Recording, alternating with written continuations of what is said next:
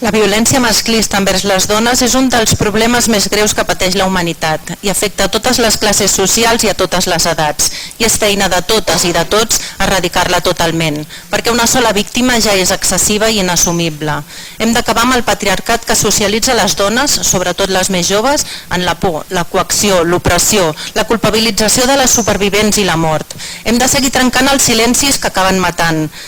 Cal de construir la nostra societat per poder superar les desigualtats i crear noves formes de relació basades en la llibertat i la igualtat. Durant molts anys la violència masclista s'ha normalitzat i tolerat, però darrerament dones de tot el món ens hem unit per dir prou. Prou violacions, prou maltractaments, prou abusos, prou mutilacions, prou assassinats pel simple fet de ser dones.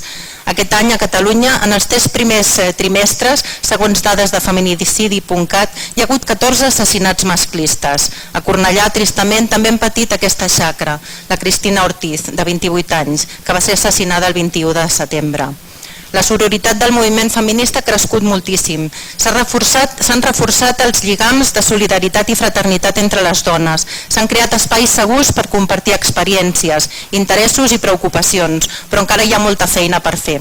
Davant sentències humiliants contra les dones que garanteixen la impunitat dels agressors i del patriarcat, davant d'afirmacions d'alguns líders polítics que qüestionen la igualtat entre dones i homes, davant del negacionisme de la violència masclista que permet tant de patiment, davant la banalització d'aquest drama, hem de seguir exigint el nostre dret a viure lliures i segures.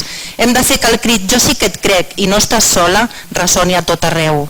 El 25 de novembre és un emotiu homenatge a les dones que han estat assassinades i a les supervivents, a la seva valentia, determinació i fortalesa. És un reconeixement al seu coratge, és un crit rebel i decidit contra les intoleràncies que ens volen sotmeses, doblegades, callades o mortes.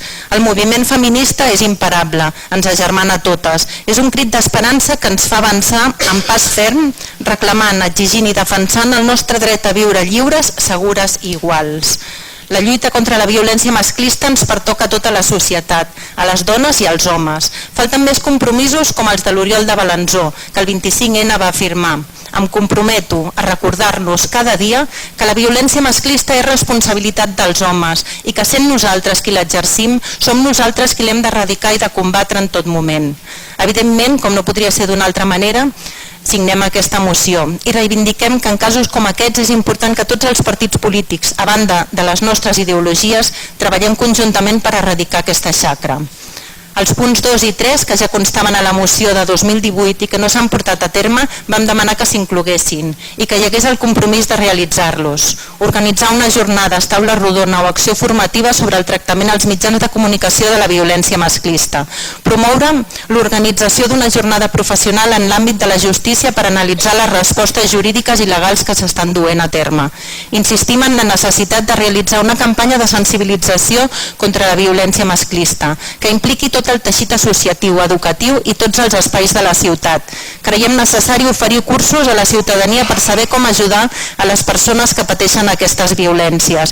I també compartim la necessitat de redactar un protocol d'actuació i manifestacions de rebuig de la ciutat en casos de violència masclista, per tenir clar com i de quina manera hem de sortir al carrer en cada situació.